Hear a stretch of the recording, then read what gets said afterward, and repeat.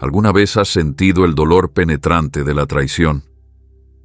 Ese momento en que descubres que alguien en quien confiabas plenamente ha quebrantado esa confianza, ha dado la espalda a tu lealtad o ha usado tus secretos en tu contra. La Biblia habla claramente sobre la traición y cómo Dios responde cuando otros te hieren profundamente. En Salmos 55, versículo 12 al 13, David lamenta: «Si mi enemigo me hubiera hecho este agravio, lo habría soportado. Si el que me odia se hubiera levantado contra mí, me habría escondido de él. Pero fuiste tú, un hombre igual a mí, mi compañero, mi íntimo amigo». Estas palabras resuenan con la agonía particular que surge cuando la traición viene de alguien cercano. Aunque estas palabras fueron escritas hace miles de años, capturan una experiencia humana universal que continúa afectándonos profundamente hoy. Cuando la traición toca tu vida, puede parecer que el dolor nunca desaparecerá. Puede nublar tu percepción del futuro y hacer que cuestiones tu capacidad para confiar nuevamente. Sin embargo, hay esperanza. La palabra de Dios nos muestra claramente que Él ve cada traición, que entiende nuestro dolor y que tiene un plan para sanar nuestros corazones rotos y traer justicia perfecta. Acompáñanos a descubrir las verdades eternas sobre cómo Dios trata a quienes traicionan a sus hijos y cómo podemos encontrar libertad y sanidad en medio del dolor más profundo. La traición es una realidad humana tan antigua como la humanidad misma. Desde el jardín del Edén, cuando la serpiente traicionó la confianza de Eva con una mentira astuta, hasta las complejas relaciones que navegamos hoy, la traición ha sido una experiencia universal que cruza todas las culturas, épocas y circunstancias. Pero, ¿qué es exactamente la traición desde una perspectiva espiritual? En su núcleo, la traición es una violación de la confianza que rompe el pacto implícito o explícito entre personas.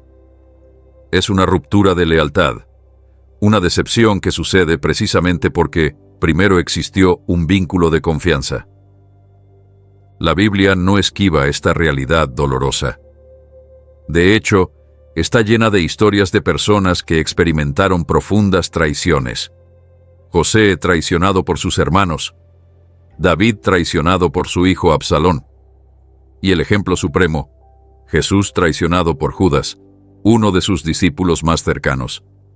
Estas narrativas no son meras historias, son ventanas a la comprensión de Dios sobre la traición y su respuesta a ella. Cuando somos traicionados, el impacto emocional y espiritual puede ser devastador. La traición no solo hiere nuestros sentimientos, daña nuestra capacidad para confiar, desestabiliza nuestro sentido de seguridad y puede incluso sacudir nuestra fe. El rey David, conocido como un hombre conforme al corazón de Dios, expresó vívidamente el impacto de la traición en numerosos salmos. En Salmos 41, versículo 9, lamenta: «Aún mi mejor amigo, en quien yo confiaba y que compartía mi pan, me ha puesto la zancadilla». Este grito del alma refleja el dolor especial que surge cuando aquellos más cercanos nos traicionan. ¿Por qué permite Dios la traición en nuestras vidas? Esta pregunta ha resonado en los corazones de creyentes a lo largo de los siglos. Aunque no podemos pretender conocer todos los propósitos de Dios, las Escrituras nos ofrecen perspectivas que iluminan esta oscura experiencia humana. La traición, como todas las formas de sufrimiento en un mundo caído, es una consecuencia de la libertad humana mal utilizada. Dios nos creó con libre albedrío, la capacidad de elegir entre el bien y el mal, entre la lealtad y la traición. Cuando otros eligen traicionarnos, están ejerciendo esa libertad de manera destructiva. Sin embargo, incluso en medio de la traición, podemos encontrar consuelo en saber que Dios nunca es tomado por sorpresa. Él ve cada acto de deslealtad antes de que ocurra y, sorprendentemente, puede incorporarlo en su propósito mayor para nuestras vidas. Como veremos en las historias bíblicas que exploraremos, Dios tiene una notable capacidad para transformar las traiciones más dolorosas en vehículos para nuestro crecimiento, sanidad y testimonio. Pero no nos adelantemos. Para entender verdaderamente cómo Dios trata a quienes nos traicionan, primero debemos sumergirnos en uno de los relatos más poderosos de traición y redención en las Escrituras: la historia de José. La historia de José, que abarca varios capítulos del libro de Génesis, nos presenta quizás el ejemplo más claro y conmovedor de cómo Dios responde a la traición. Para apreciar completamente el impacto de esta narrativa, debemos sumergirnos en los detalles emocionales y el contexto histórico que la rodean. José era el 11º hijo de Jacob, nacido de su amada esposa Raquel después de años de infertilidad. Desde el principio, José ocupaba un lugar especial en el corazón de su padre, quien le demostró su favoritismo regalándole una túnica de colores. Génesis 37, versículo 3 nos dice: Israel amaba a José más que a todos sus otros hijos, porque le había nacido en su vejez, y le hizo una túnica de diversos colores. Este favoritismo paterno, aunque comprensible, sembró las semillas de resentimiento entre los hermanos de José. La situación se agravó cuando José, con la inocencia y quizás la imprudencia de la juventud, compartió con sus hermanos 2 sueños que había tenido. En estos sueños, claramente se insinuaba que un día se inclinarían ante él. Génesis 37, versículo 8, captura su reacción. Y sus hermanos le dijeron: ¿Reinarás tú sobre nosotros? ¿O serás tú nuestro señor? Y le aborrecieron aún más a causa de sus sueños y sus palabras. La tensión familiar alcanzó su punto crítico cuando Jacob envió a José a visitar a sus hermanos que pastoreaban los rebaños lejos de casa. Al verlo acercarse a lo lejos, reconocible por su distintiva túnica, sus hermanos conspiraron contra él. Génesis 37, versículos 19 y 20, registra su siniestro plan. Y se dijeron unos a otros: ahí viene ese soñador. Ahora pues, vengan y matémoslo, y echémoslo en una de estas cisternas, y diremos: alguna bestia feroz lo ha devorado, y veremos qué será de sus sueños. Imagina la conmoción y el terror que José debe haber sentido cuando sus propios hermanos, aquellos con quienes había crecido, lo agarraron violentamente, le arrancaron su preciada túnica y lo arrojaron a una cisterna vacía.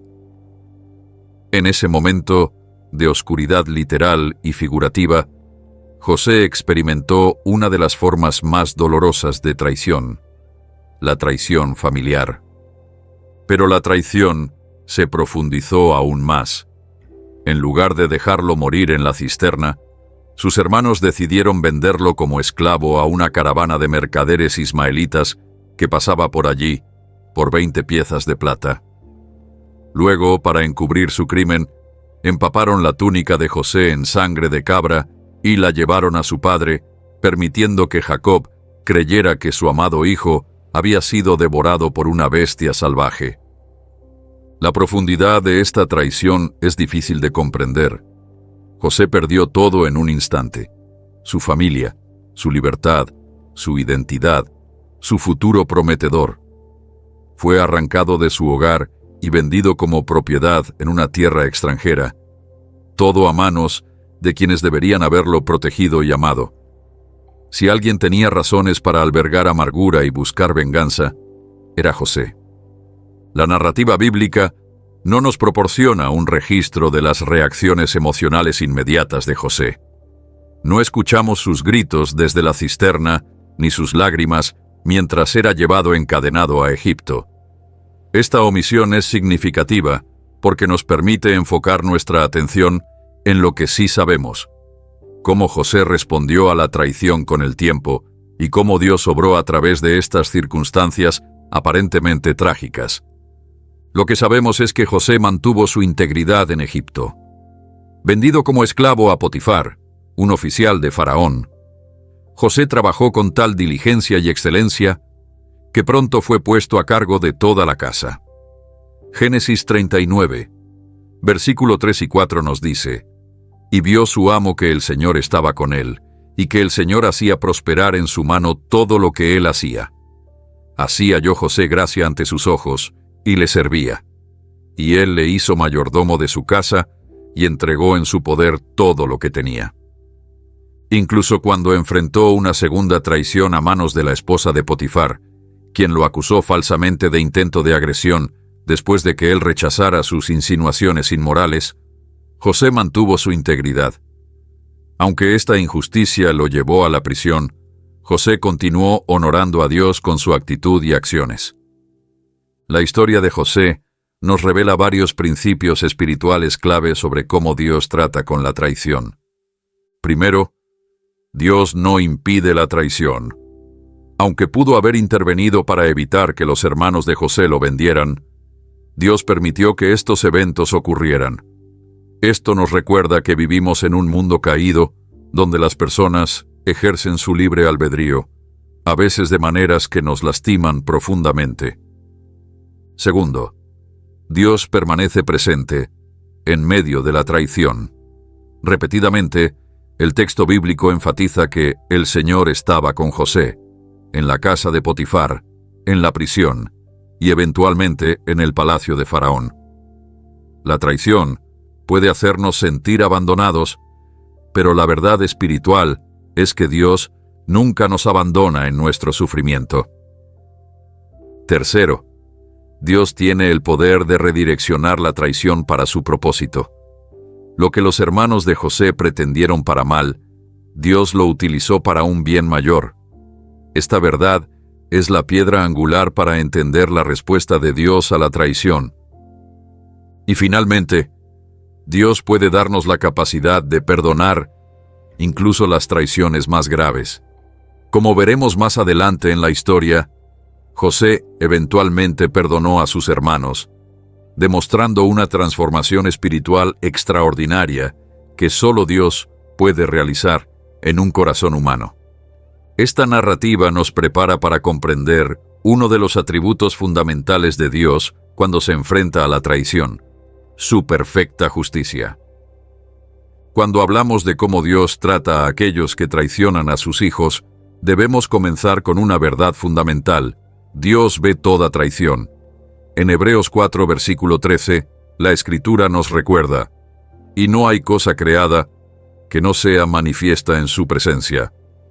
Antes bien, todas las cosas están desnudas y abiertas a los ojos de aquel a quien tenemos que dar cuenta. Este versículo nos asegura que ningún acto de traición, por secreto o sutil que sea, escapa a la atención de Dios. A diferencia de los seres humanos, que solo podemos ver acciones externas e inferir motivos, Dios ve directamente el corazón. Él conoce no solo lo que se hizo, sino por qué se hizo. Primero de Samuel 16, versículo 7 declara: El Señor no mira lo que mira el hombre, pues el hombre mira la apariencia exterior, pero el Señor mira el corazón. Esta capacidad divina para ver tanto la traición como las motivaciones detrás de ella asegura que su justicia será perfecta, basada en un conocimiento completo que ningún juez humano podría tener. Esta omnisciencia divina proporciona un gran consuelo para aquellos que han sido traicionados.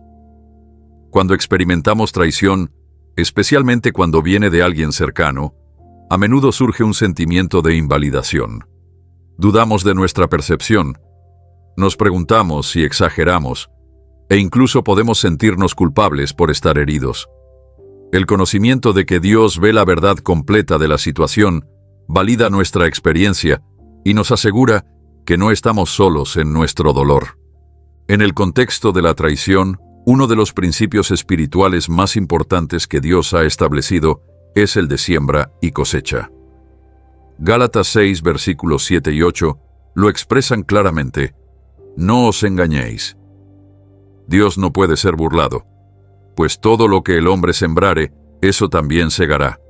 Porque el que siembra para su carne, de la carne segará corrupción.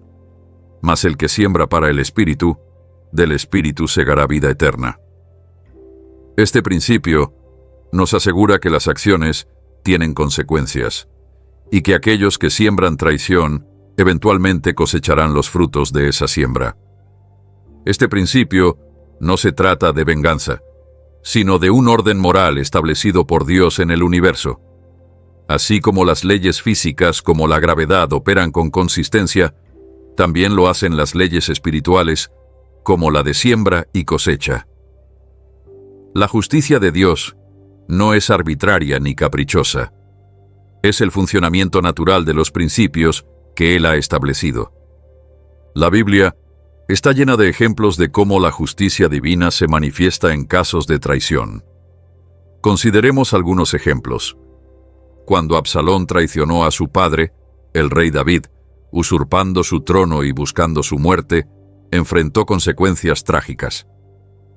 A pesar del deseo de David de mostrarle misericordia, Absalón murió cuando su cabello, un símbolo de su orgullo, se enredó en las ramas de un árbol mientras huía de la batalla, dejándolo vulnerable ante sus enemigos.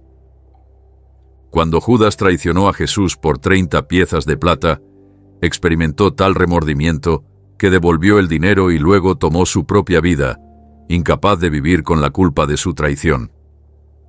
Cuando Ananías y Zafira traicionaron la confianza de la iglesia primitiva, mintiendo sobre sus donaciones, enfrentaron un juicio inmediato y severo, cayendo muertos después de que su engaño fue expuesto.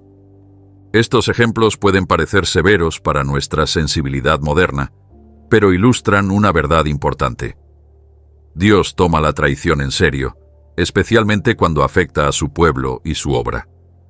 Sin embargo, es crucial entender que Dios no siempre administra justicia de manera inmediata o visible. A menudo, los traidores parecen prosperar por un tiempo, lo que puede causar confusión y frustración a aquellos que han sido heridos.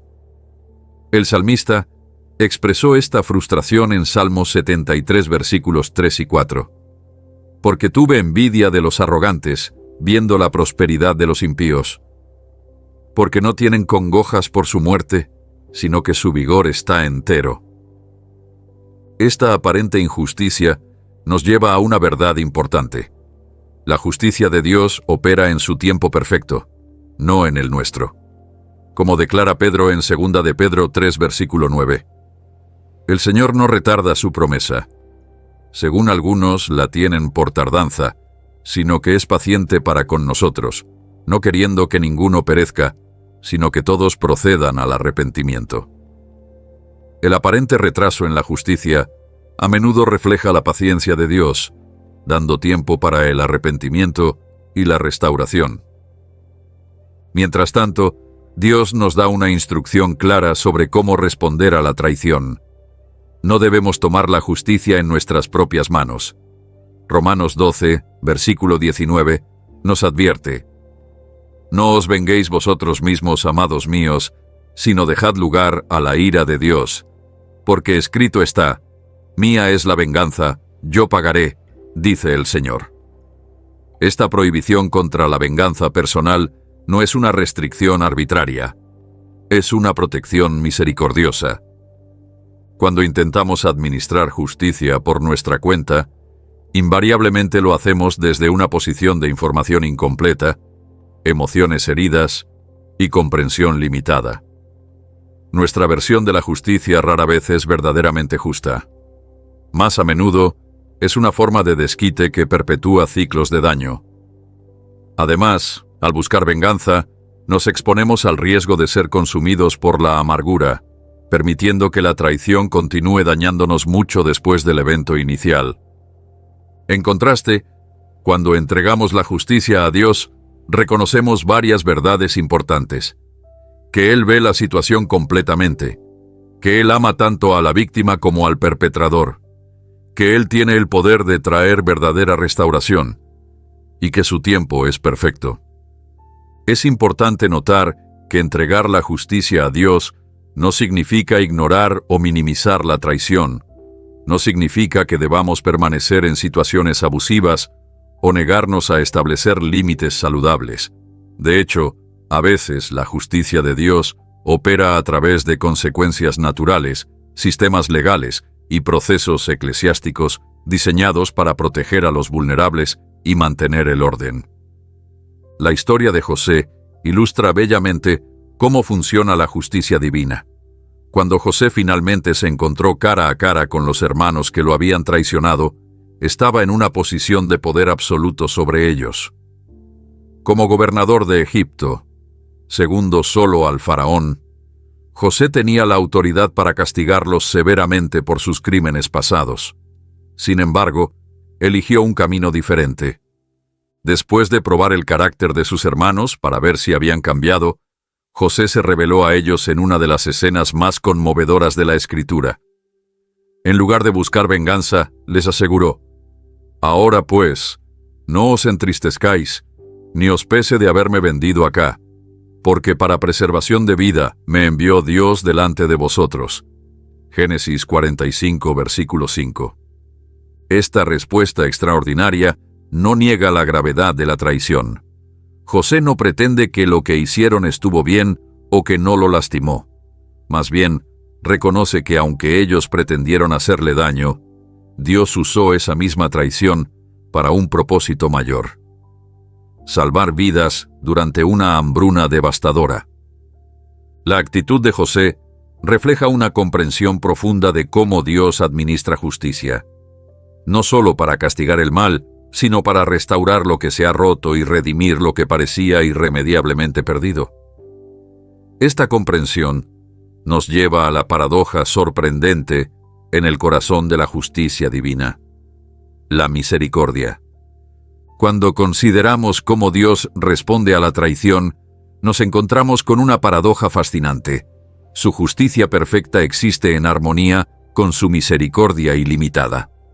Para nuestra mente humana, justicia y misericordia a menudo parecen mutuamente excluyentes. Pensamos que una persona puede ser justa o misericordiosa, pero difícilmente ambas al mismo tiempo. Sin embargo, Dios reconcilia perfectamente estos atributos aparentemente contradictorios. En Salmos 85, versículo 10, el salmista proclama: «La misericordia y la verdad se encontraron, la justicia y la paz se besaron». Esta hermosa metáfora captura la asombrosa realidad de que en Dios, la justicia y la misericordia no están en conflicto. Se abrazan. La justicia de Dios nunca es sin misericordia, y su misericordia nunca es sin justicia. ¿Cómo se manifiesta esta paradoja en casos de traición? Vemos un patrón consistente en toda la Escritura. Dios ofrece misericordia y oportunidad de arrepentimiento antes de ejecutar juicio. Incluso en situaciones de grave traición, Dios típicamente da tiempo y oportunidad para que el traidor reconozca su error y busque la reconciliación.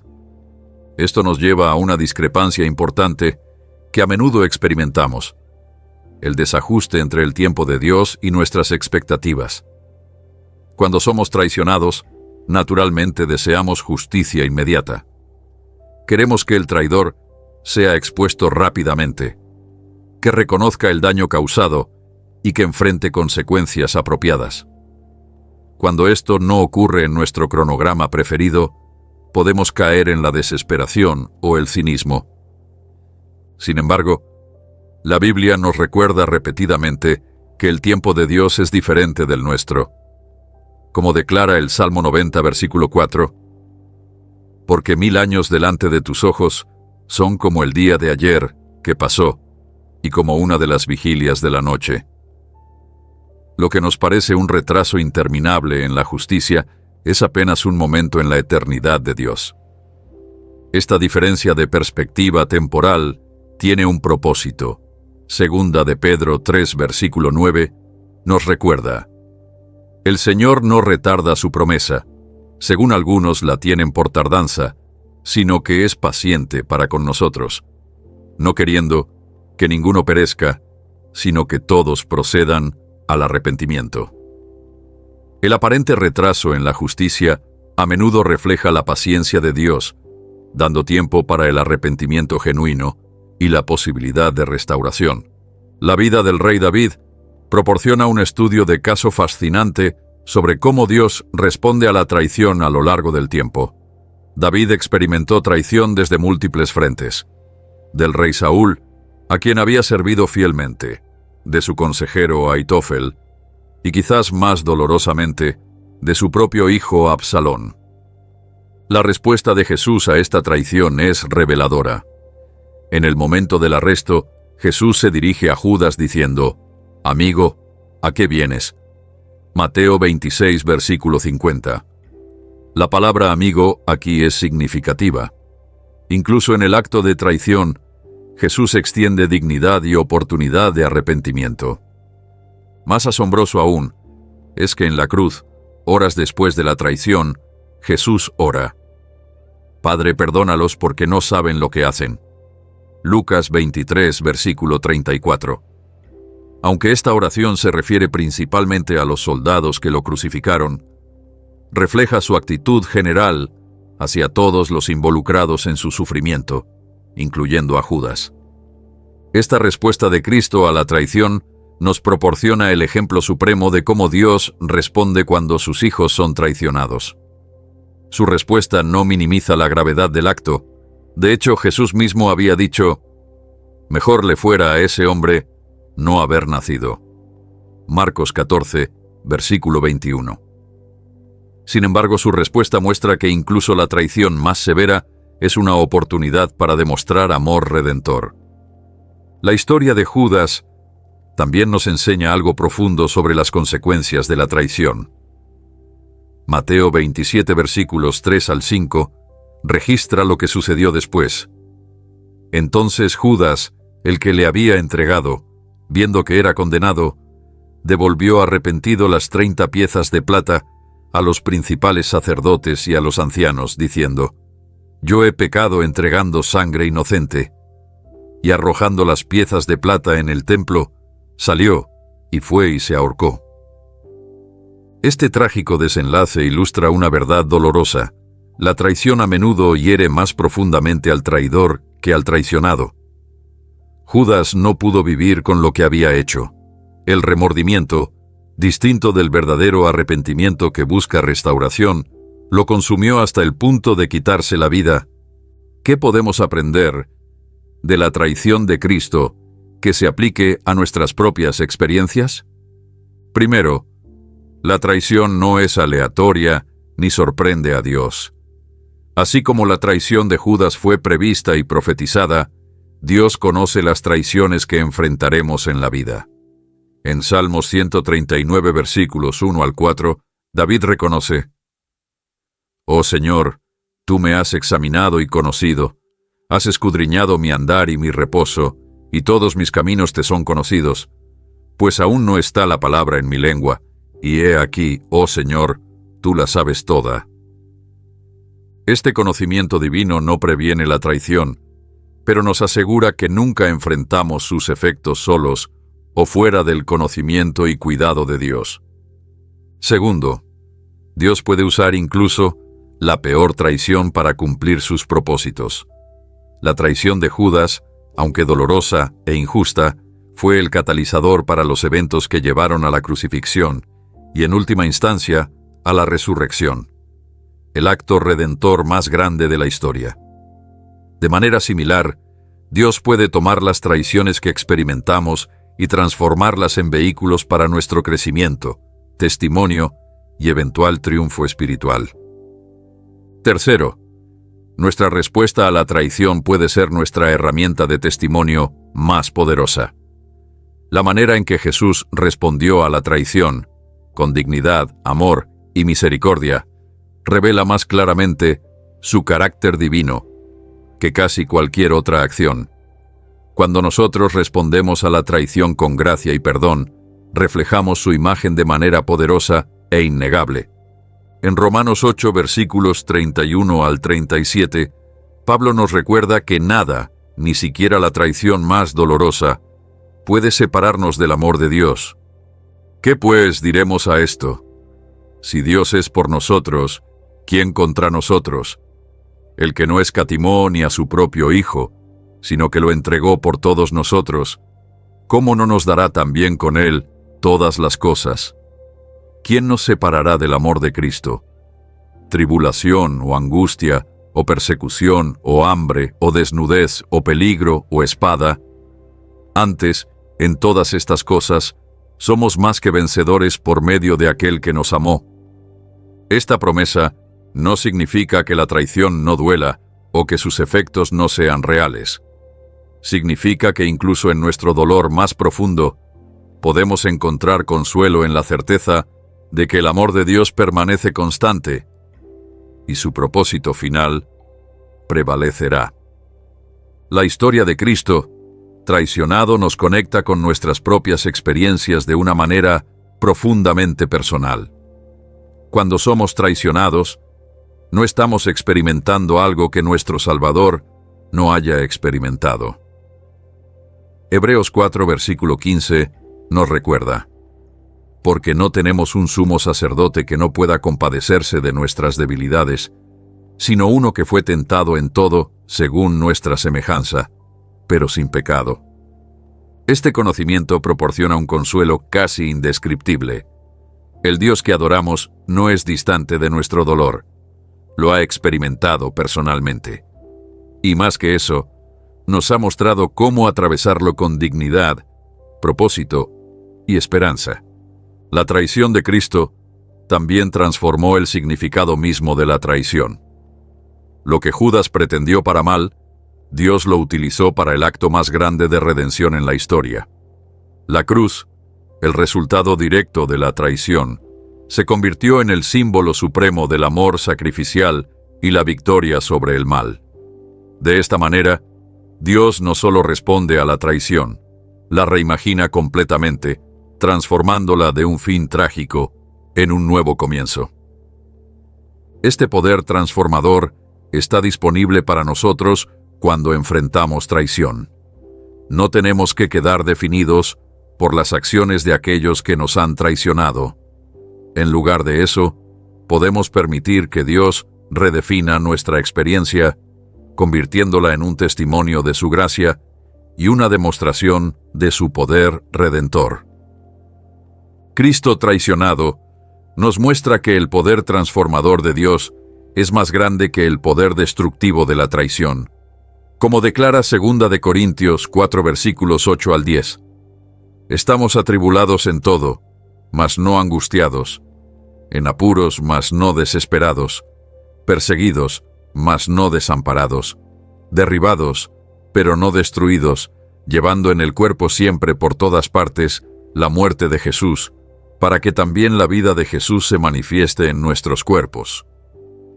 Incluso, mientras exploramos cómo Dios responde a la traición a través de su justicia perfecta y su misericordia transformadora, debemos abordar una de las enseñanzas más desafiantes de Cristo: el llamado al perdón.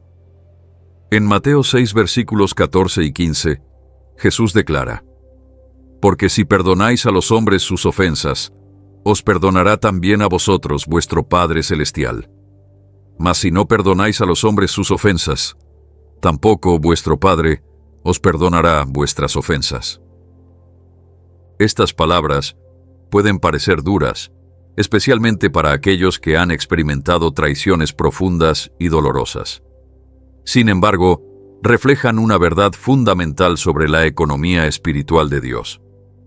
El perdón no es opcional en el camino de Cristo, es esencial. Es importante comprender que el perdón no es una emoción, sino una decisión, un acto de voluntad que elige liberar al ofensor de la deuda emocional que sentimos que nos deben. No depende de si el traidor lo merece o incluso si lo solicita. Como dijo Louis B. Smith, perdonar es liberar a un prisionero y descubrir que el prisionero eras tú. Pero también debemos reconocer que el perdón es un proceso, no un evento único. Especialmente en casos de traición profunda, el perdón puede ocurrir en capas, requiriendo tiempo y a menudo asistencia divina para completarse. El teólogo Dietrich Bonhoeffer quien experimentó traición durante el régimen nazi, escribió: «El perdón es la respuesta cristiana definitiva al problema del mal». Cuando Jesús nos llama a perdonar, no está minimizando nuestro dolor o excusando el comportamiento del traidor. Más bien, nos está invitando a participar en el mismo tipo de amor redentor que Él demostró en la cruz. Nos está ofreciendo un camino hacia la libertad personal y espiritual que no puede encontrarse a través del resentimiento o la venganza. Este proceso de perdón nos trae de vuelta a donde comenzamos, con la historia de José. En quizás uno de los actos más extraordinarios de perdón registrados en la Escritura, José no solo perdonó a los hermanos que lo habían traicionado y vendido como esclavo, sino que también los recibió de nuevo en su vida y les proporcionó sustento durante una hambruna devastadora. En Génesis 50 versículos 19 al 21, después de que su padre Jacob murió y sus hermanos temían represalias, José les aseguró: «No temáis, ¿acaso estoy yo en lugar de Dios? Vosotros pensasteis mal contra mí, mas Dios lo encaminó a bien, para hacer lo que vemos hoy, para mantener en vida a mucho pueblo. Ahora pues, no tengáis miedo, yo os sustentaré a vosotros y a vuestros hijos». Esta respuesta ilustra la madurez espiritual que José había alcanzado a través de años de procesamiento de su experiencia de traición. Reconoce varias verdades fundamentales. Primero, que la venganza no le corresponde a él. ¿Acaso estoy yo en lugar de Dios? Segundo, que Dios puede redireccionar incluso la traición más dolorosa para su propósito bueno y soberano. Y tercero, que el perdón puede abrir la puerta a un futuro restaurado, incluso con aquellos que nos han causado un daño profundo. El ejemplo de José es inspirador precisamente porque su trauma fue real y severo. Fue traicionado por su propia familia, vendido como esclavo, falsamente acusado e injustamente encarcelado durante años. Estas no fueron ofensas menores que pudieran ser fácilmente descartadas o minimizadas. Sin embargo, con el tiempo y a través de la intervención divina, José llegó a un lugar donde pudo ver más allá del dolor hacia un propósito mayor. Este proceso no sucedió de la noche a la mañana. Cuando José se reveló por primera vez a sus hermanos en Génesis 45, había pasado más de 20 años desde su traición. Durante ese tiempo, José había experimentado el cuidado providencial de Dios en circunstancias extremadamente difíciles. Había visto cómo Dios utilizó incluso sus pruebas más oscuras para prepararlo para un propósito importante. Esta perspectiva transformada permitió a José ver la traición a través de un lente diferente. No minimizó lo que sus hermanos habían hecho. De hecho, cuando se reveló a ellos, les recordó directamente: «Yo soy José vuestro hermano, el que vendisteis para Egipto». Génesis 45, versículo 4. Pero fue capaz de ver más allá de esa acción hacia el propósito redentor de Dios. La historia de José nos ofrece varias lecciones sobre el proceso del perdón. Primero, el perdón verdadero requiere honestidad acerca del daño causado. José no pretendió que lo que sus hermanos hicieron estuvo bien o no fue doloroso. Nombró explícitamente la ofensa: «El que vendisteis para Egipto». El perdón no es negación. Comienza con un reconocimiento honesto de la herida. Segundo, el perdón es facilitado por una perspectiva más amplia. La capacidad de José para perdonar estaba conectada con su capacidad para ver la mano soberana de Dios trabajando incluso a través de su sufrimiento. Como expresó: «Dios me envió delante de vosotros para preservaros posteridad sobre la tierra y para daros vida por medio de gran liberación». Génesis 45, versículo 7. Y tercero, el perdón puede abrir la puerta a una relación restaurada, pero esto no siempre es inmediato o garantizado. José probó a sus hermanos a lo largo del tiempo evaluando si realmente habían cambiado antes de confiar en ellos completamente. El perdón es incondicional, pero la reconciliación es condicional, dependiendo del arrepentimiento genuino y el cambio demostrado.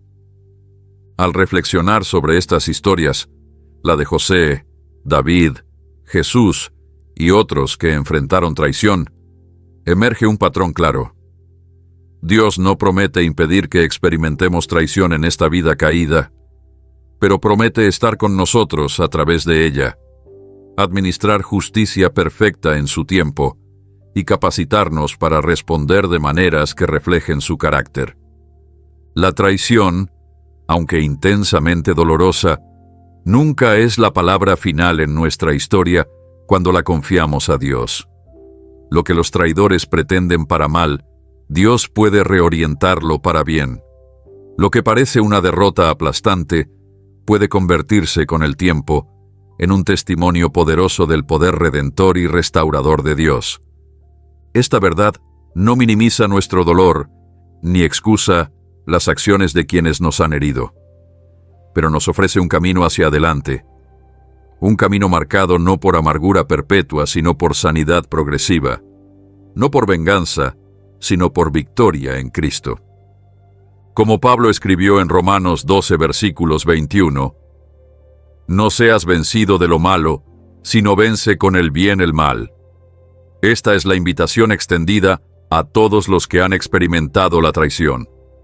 Permitir que Dios use incluso esta experiencia dolorosa para demostrar su poder transformador y revelar su gloria redentora. Y así, completamos la primera parte de nuestro viaje para entender cómo Dios trata a aquellos que nos traicionan. Hemos explorado la realidad universal de la traición, examinado la historia transformadora de José, considerado la justicia perfecta de Dios, reflexionado sobre su misericordia paradójica, contemplado el ejemplo supremo de Cristo traicionado, y comenzado a comprender el desafiante pero liberador camino del perdón. En la segunda parte, profundizaremos en el proceso práctico del perdón, exploraremos los beneficios personales de soltar la traición, examinaremos cómo Dios transforma nuestro dolor en propósito, consideraremos la historia de Pedro como un estudio de caso en restauración, y concluiremos con pasos concretos para procesar bíblicamente la traición en nuestras propias vidas. David a la traición de Saúl es particularmente instructiva. Aunque Saúl intentó repetidamente matar a David, motivado por celos y paranoia, David se negó consistentemente a tomar venganza, incluso cuando tuvo oportunidades perfectas para hacerlo. En 1 Samuel 24, cuando David tuvo la oportunidad de matar a Saúl en una cueva, solo cortó un trozo de su manto. Luego dijo a sus hombres: «El Señor me guarde de hacer tal cosa contra mi Señor, el ungido del Señor, porque Él es el ungido del Señor». Versículo 6. Esta respuesta extraordinaria revela la comprensión de David de que la justicia pertenece a Dios, no a él. Reconoció que incluso en medio de una traición flagrante, no era su lugar usurpar el tiempo de Dios o sus métodos de administrar justicia. David esperó pacientemente, permitiendo que Dios determinara cómo y cuándo Saúl enfrentaría las consecuencias de sus acciones. La historia de Absalón ofrece otra perspectiva. Cuando el hijo de David organizó un golpe de estado, David se vio obligado a huir por su vida. Sin embargo, incluso mientras enviaba tropas para defenderse contra el ejército de Absalón, David dio instrucciones específicas: «Tratad benignamente por amor de mí al joven Absalón». Segunda de Samuel 18, versículo 5. Esta súplica revela el corazón de un padre que, incluso en medio de una traición brutal, deseaba misericordia para el traidor. Cuando Absalón murió a pesar de estas instrucciones, la respuesta de David fue de dolor profundo, no de satisfacción vengativa. Segunda de Samuel 18, versículo 33, registra su lamento. Hijo mío, Absalón, hijo mío, Absalón. ¿Quién me diera que muriera yo en lugar de ti, Absalón, hijo mío, hijo mío? Este lamento desgarra el corazón, no refleja un deseo de venganza satisfecho, sino un amor paternal que trasciende incluso la traición más profunda. La paciencia de Dios en administrar justicia nos enseña varias lecciones importantes. Primero, la justicia demorada no es justicia negada. Dios ve toda traición y responderá a ella en su tiempo perfecto. Como declara Gálatas 6, versículo 7, no os engañéis, Dios no puede ser burlado, pues todo lo que el hombre sembrare, eso también segará. Segundo, el tiempo entre la traición y la justicia es una oportunidad para el arrepentimiento. Dios, en su misericordia, a menudo retrasa el juicio para dar tiempo al traidor para reconocer su error y buscar el perdón. Como nos recuerda Ezequiel 18, versículo 23. ¿Acaso me complazco yo en la muerte del impío? Dice el Señor Dios, ¿no me complazco más bien en que se vuelva de sus caminos y viva? Tercero, este periodo también es una oportunidad para nuestro crecimiento espiritual. Mientras esperamos la justicia de Dios, somos desafiados a cultivar paciencia, perdón y confianza en la soberanía divina. Este proceso de refinamiento desarrolla en nosotros un carácter más semejante al de Cristo. Y finalmente, la aparente demora en la justicia nos recuerda que la historia aún no ha terminado. Como creyentes, tenemos la seguridad de que habrá un día final de ajuste de cuentas, cuando toda injusticia será abordada y toda traición será expuesta. Eclesiastés 12, versículo 14 promete, porque Dios traerá toda obra a juicio, juntamente con toda cosa encubierta, sea buena o sea mala. Esta perspectiva eterna no minimiza nuestro dolor presente, pero nos proporciona un marco para entenderlo. Nos recuerda que estamos viviendo en el medio de una historia que aún no ha concluido y que el capítulo final revelará la justicia perfecta y la misericordia ilimitada de Dios. La justicia de Dios hacia los que traicionan es multifacética. Incluye consecuencias naturales, disciplina correctiva, oportunidades para el arrepentimiento y, en última instancia, juicio perfecto. A diferencia de nuestra justicia humana, que a menudo busca simplemente castigar, la justicia divina busca restaurar lo que se ha roto y redimir lo que se ha perdido. Esta comprensión más amplia de la justicia divina nos prepara para considerar el ejemplo supremo de traición y redención en la historia, la traición que Cristo experimentó y su respuesta transformadora a ella.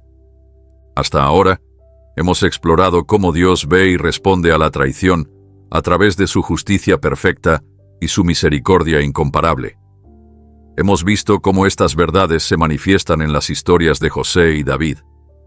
Pero para comprender plenamente la perspectiva divina sobre la traición, debemos dirigir nuestra atención al ejemplo supremo. Jesucristo, quien experimentó la traición en su forma más profunda y respondió de la manera más sorprendente. La traición de Jesús por parte de Judas Iscariote representa quizás el acto de deslealtad más infame de la historia. Para apreciar la profundidad de esta traición, debemos considerar la relación que existía entre Jesús y Judas. Este no era un conocido casual o un seguidor distante. Era uno de los 12 discípulos, parte del círculo íntimo de Jesús. Durante 3 años, Judas caminó con Jesús, escuchó sus enseñanzas, presenció sus milagros y compartió momentos de intimidad que pocos experimentaron. Era tan confiable que se le dio la responsabilidad de manejar las finanzas del grupo apostólico. Externamente, parecía tan leal como cualquiera de los otros discípulos. Incluso en la última cena, cuando Jesús predijo su traición, los otros discípulos no señalaron inmediatamente a Judas, lo que sugiere que su deslealtad no era obvia para sus compañeros. Sin embargo, Juan 12, versículo 6, nos da una pista sobre la condición del corazón de Judas, señalando que era ladrón, y teniendo la bolsa, sustraía de lo que se echaba en ella. Esta revelación sugiere que la traición final de Judas no fue un acto impulsivo, sino la culminación de una serie de pequeñas traiciones que habían estado ocurriendo en su corazón durante algún tiempo. La traición se consumó en el huerto de Getsemaní, donde Judas guió a un grupo armado para arrestar a Jesús. El método de identificación elegido por Judas añade una capa especial de crueldad a la traición: un beso, un signo tradicional de respeto y afecto, pervertido para convertirse en una señal de entrega. Mateo 26, versículo 48 y 49 registra: y el que le entregaba les había dado señal, diciendo: al que yo besare, ese es, prendedle. Y enseguida se acercó a Jesús y dijo: salve, maestro, y le besó. Lo que hace que esta narrativa sea particularmente impactante es que Jesús sabía exactamente lo que iba a suceder. Juan 13, versículo 11, nos dice que sabía quién le iba a entregar. A diferencia de nosotros, que a menudo somos tomados por sorpresa por la traición, Jesús entró en esta relación conociendo perfectamente cómo terminaría. Sin embargo, eligió incluir a Judas entre sus discípulos, compartir comidas con él, enseñarle y tratarlo con dignidad hasta el final. El perdón representa uno de los mandatos más desafiantes en toda la Escritura. En Mateo 6, versículos 14 y 15, Jesús establece una conexión directa entre nuestra disposición a perdonar y nuestra propia experiencia del perdón divino. Porque si perdonáis a los hombres sus ofensas, os perdonará también a vosotros vuestro Padre Celestial. Mas si no perdonáis a los hombres sus ofensas, tampoco vuestro Padre os perdonará vuestras ofensas. Estas palabras pueden parecer severas, especialmente para aquellos que han experimentado traiciones profundas y desgarradoras. Sin embargo, este mandato no está diseñado como un peso adicional para los heridos, sino como un camino hacia la libertad. El perdón, como Dios lo diseñó, no es primordialmente para beneficio del ofensor, sino para la liberación del ofendido. Como Corrie ten Boom, quien perdonó a sus captores nazis, sabiamente observó: perdonar es liberar a un prisionero y descubrir que ese prisionero eras tú. Es crucial entender que el perdón bíblico no es lo mismo que la reconciliación automática o la ausencia de consecuencias. Tampoco significa olvidar lo sucedido o pretender que la traición nunca ocurrió. El perdón es una decisión espiritual de liberar al ofensor de nuestra justicia personal, entregándolo en cambio a la justicia perfecta de Dios.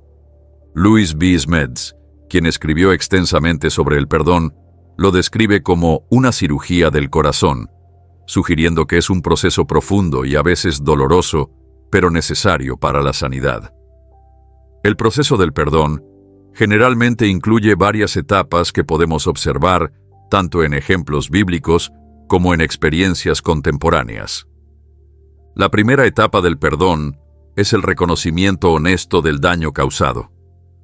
No podemos perdonar genuinamente lo que no hemos enfrentado honestamente. Este paso implica nombrar la traición sin minimizarla ni exagerarla.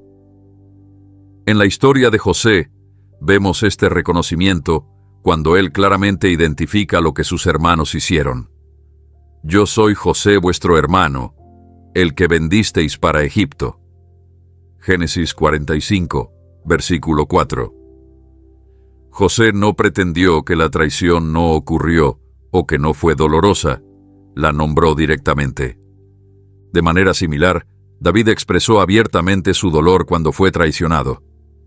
En Salmos 55, versículos 12 al 14, lamenta: porque no me afrentó un enemigo, lo cual habría soportado, sino tú, hombre, al parecer íntimo mío, mi guía y mi familiar, que juntos comunicábamos dulcemente los secretos y andábamos en amistad en la casa de Dios.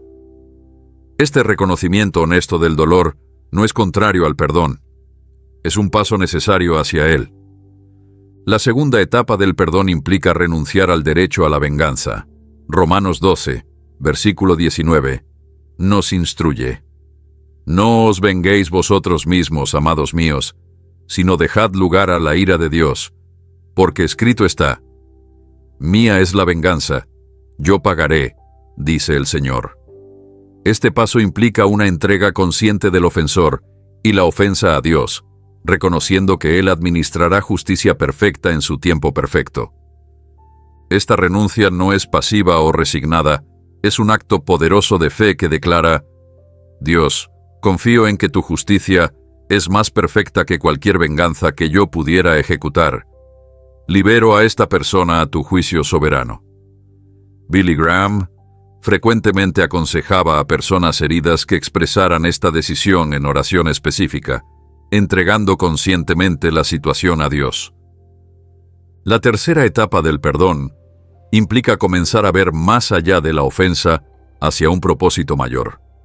Esto no significa que la traición sea buena o esté justificada, sino que reconoce que Dios puede redimirla para su propósito más amplio.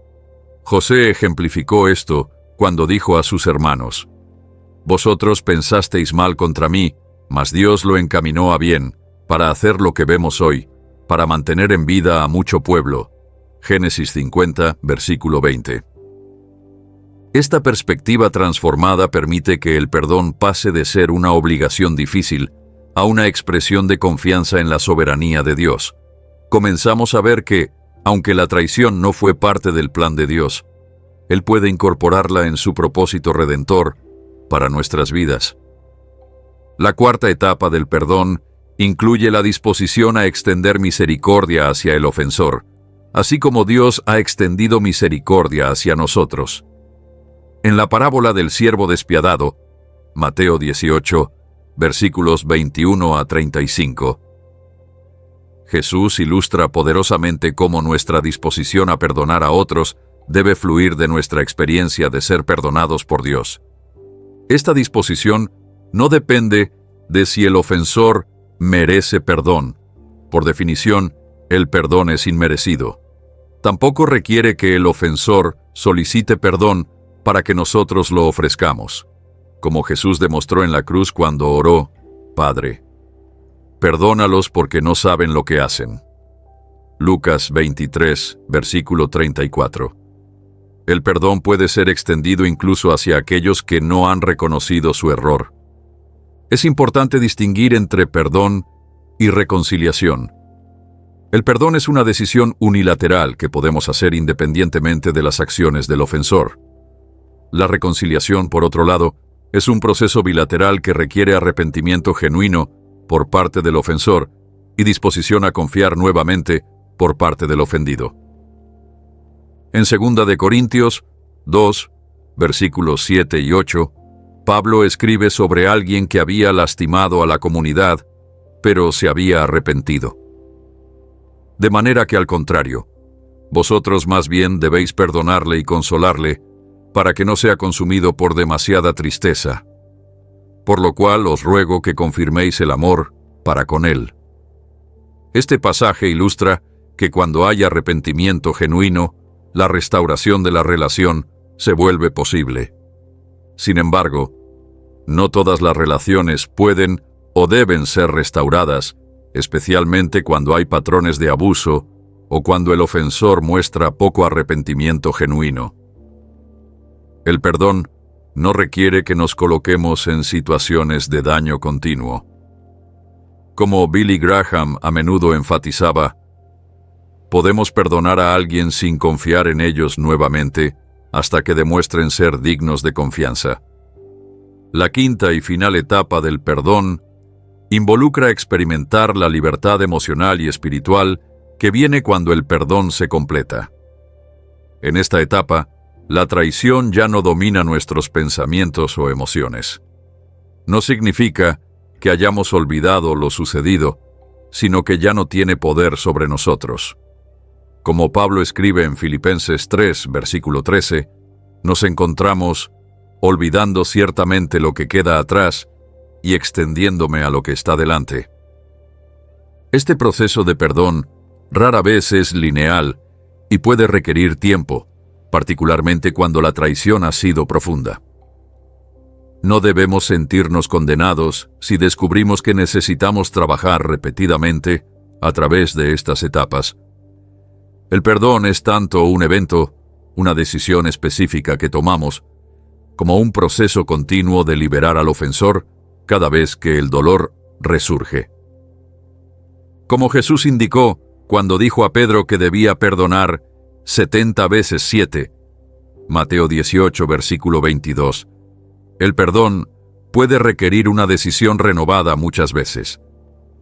Esto es especialmente cierto con traiciones profundas, donde las capas de impacto pueden revelarse con el tiempo. Sin embargo, con cada acto de perdón, experimentamos más plenamente la libertad que Cristo pretendió para nosotros cuando nos ordenó perdonar. Como Billy Graham solía decir, el perdón no cambia el pasado, pero sí ensancha el futuro.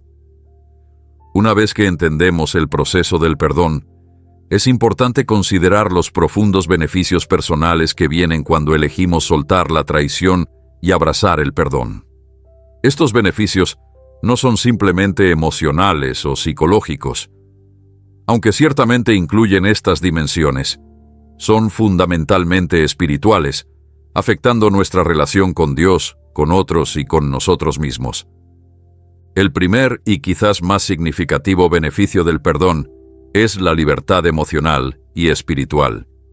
Cuando nos aferramos a la traición, ensayándola repetidamente en nuestras mentes, alimentando resentimiento, imaginando escenarios de venganza, nos convertimos en prisioneros de ese evento.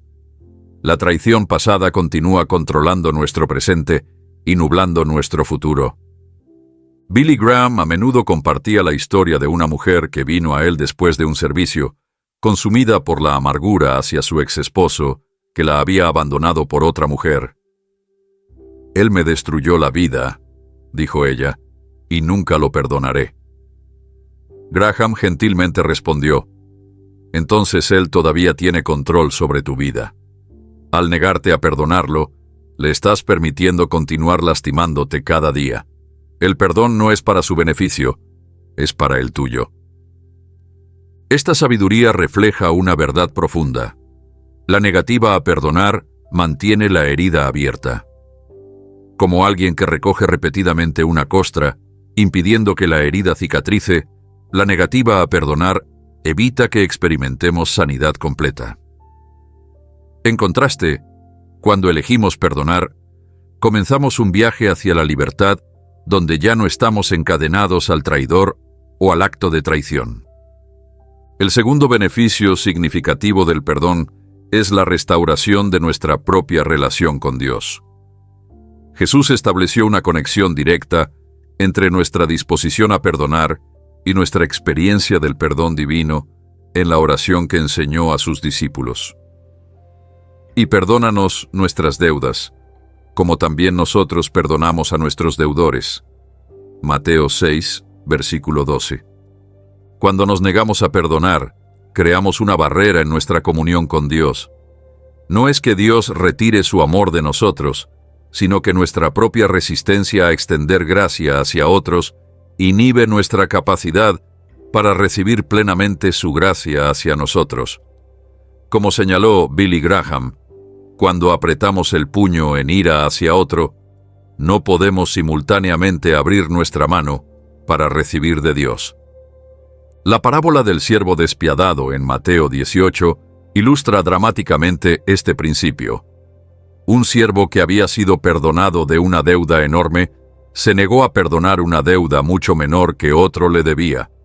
El resultado fue que perdió el beneficio del perdón que ya se le había concedido.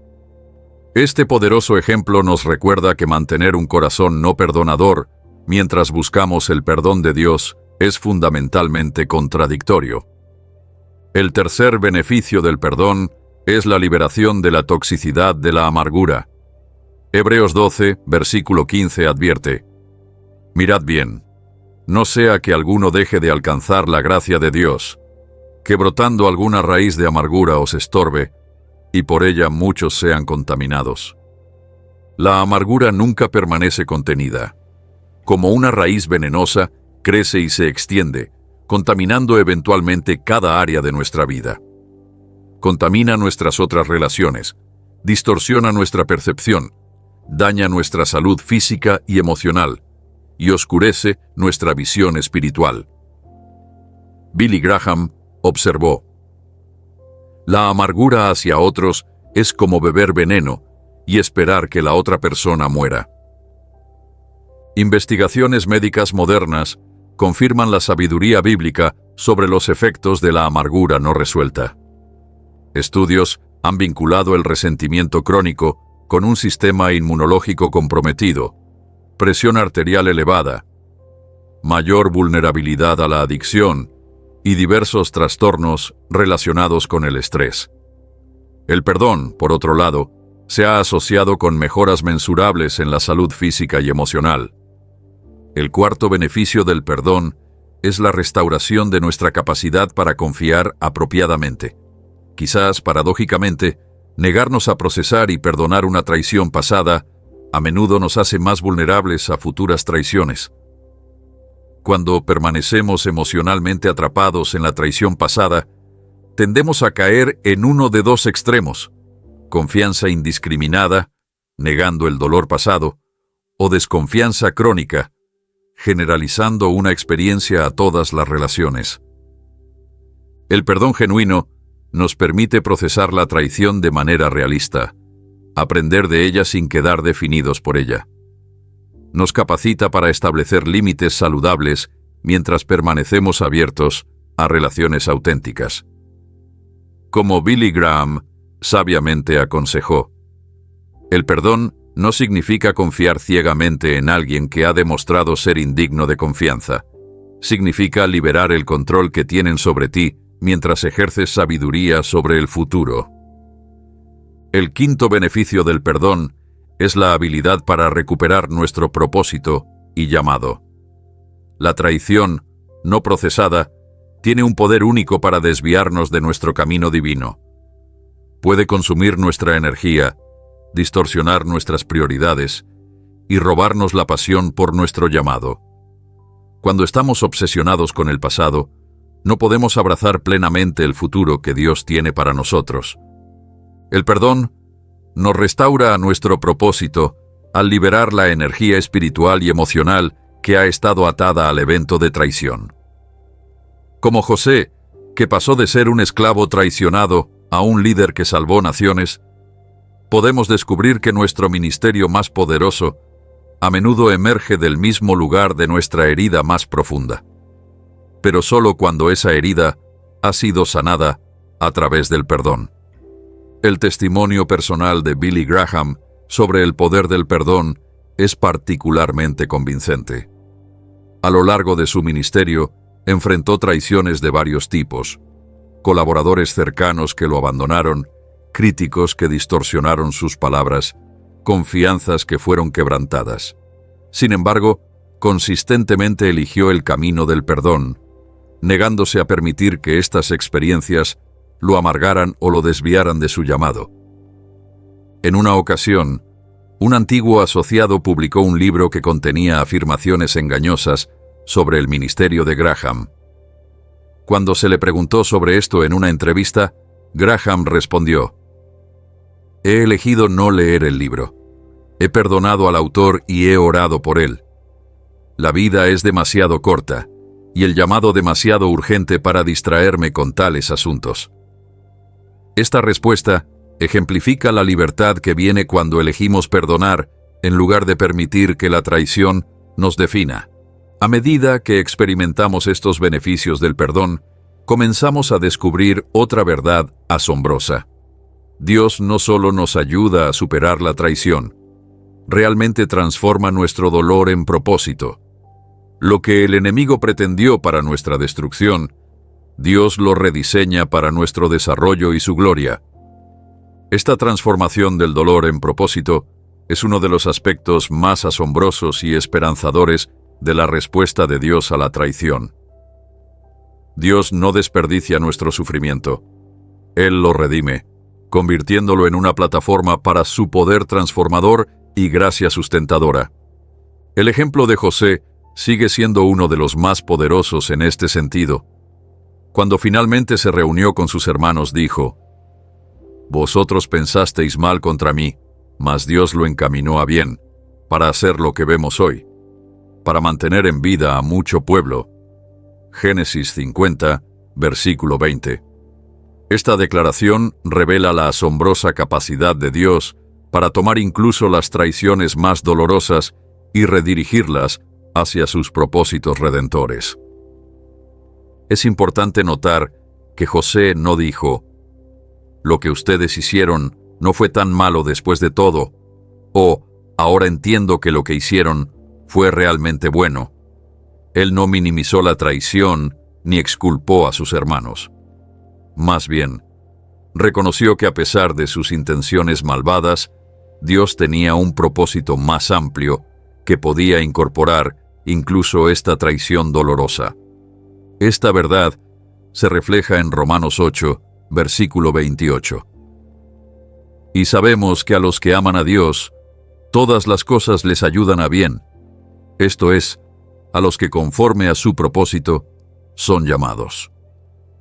Este versículo no promete que todas las cosas sean buenas, sino que Dios puede trabajar a través de todas las cosas para nuestro bien último y su gloria.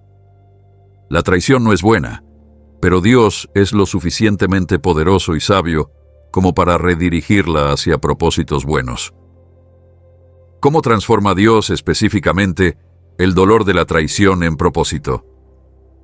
Hay varios patrones que emergen repetidamente en la Escritura y en las experiencias de creyentes a lo largo de la historia. Primero, Dios usa la traición para refinar nuestro carácter. Como señaló C.S. Lewis, Dios susurra en nuestros placeres, habla en nuestra conciencia, pero grita en nuestros dolores. Es su megáfono para despertar a un mundo sordo.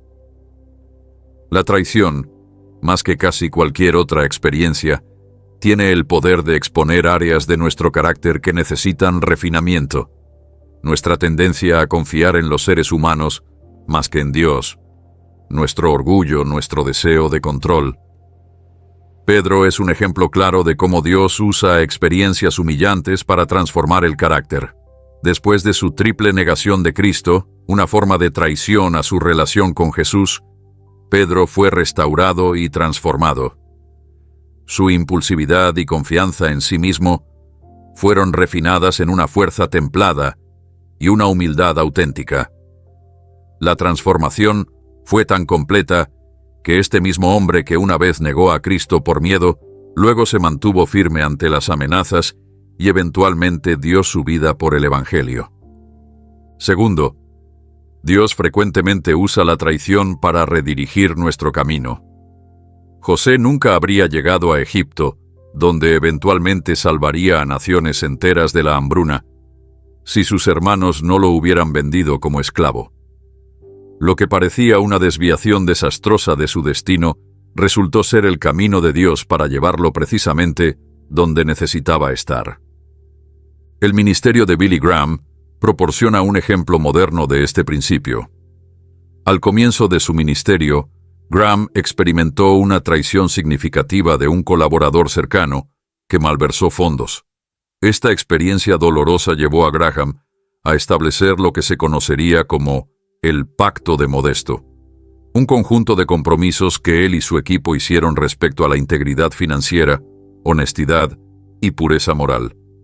Estos compromisos, nacidos de una experiencia de traición, se convirtieron en un fundamento que preservó la integridad de su ministerio durante décadas. Tercero, Dios transforma la traición en una plataforma para el testimonio.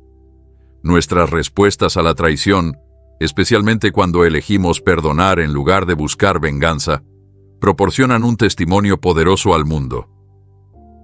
En un mundo caracterizado por ciclos de represalia y venganza, el perdón se destaca como radicalmente contracultural, apuntando a una realidad espiritual más allá de las reacciones humanas naturales.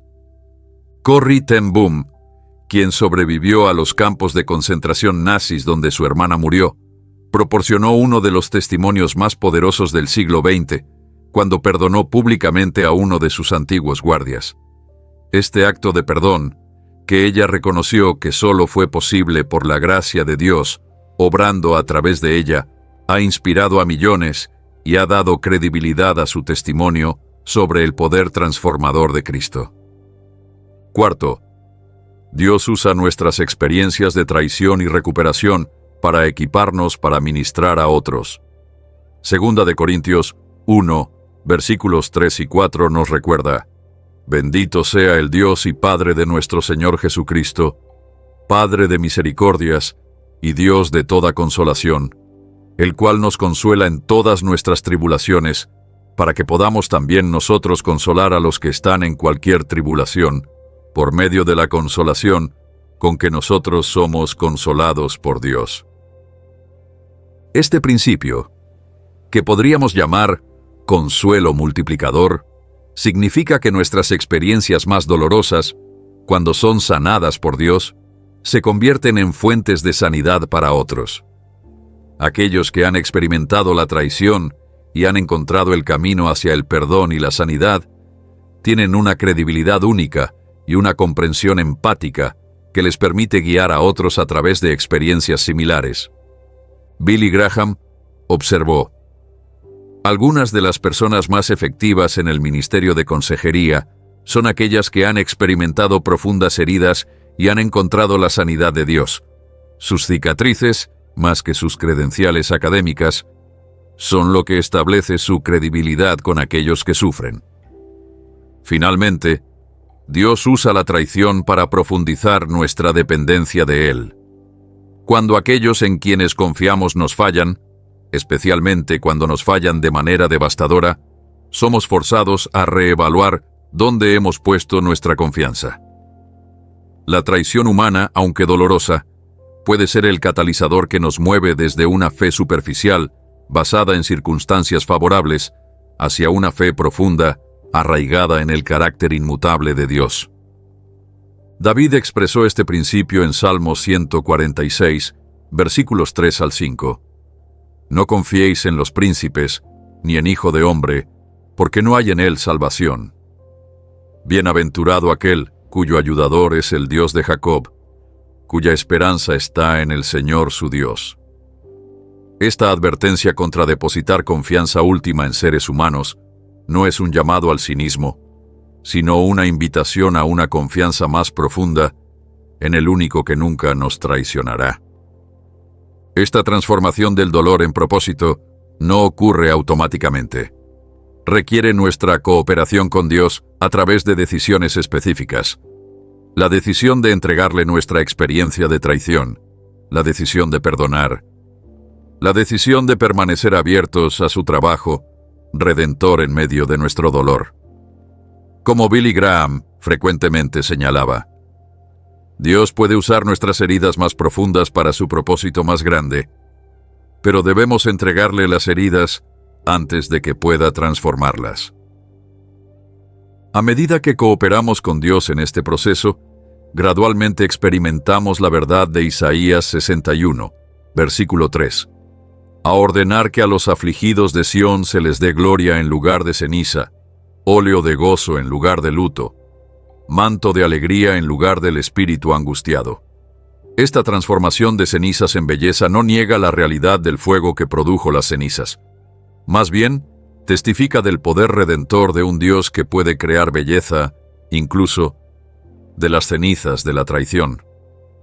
Cuando permitimos que Dios transforme nuestro dolor en propósito, descubrimos una verdad profunda. La traición no tiene la última palabra en nuestra historia. Lo que el enemigo pretendió para destrucción, Dios lo rediseña para desarrollo. Lo que parecía ser un punto final se convierte en un punto de inflexión. Lo que fue pretendido para nuestra caída se convierte, en las manos soberanas de Dios, en un escalón hacia un propósito más elevado y un testimonio más poderoso de su gracia transformadora. Para concluir nuestro estudio, sobre cómo Dios trata con aquellos que nos traicionan, regresamos a donde comenzamos, con la verdad esencial de que Dios ve cada traición, entiende nuestro dolor y tiene un plan para sanar nuestros corazones y traer perfecta justicia. Esta verdad nos ofrece consuelo en nuestros momentos más oscuros, dirección para nuestras decisiones más difíciles y esperanza cuando el perdón parece imposible.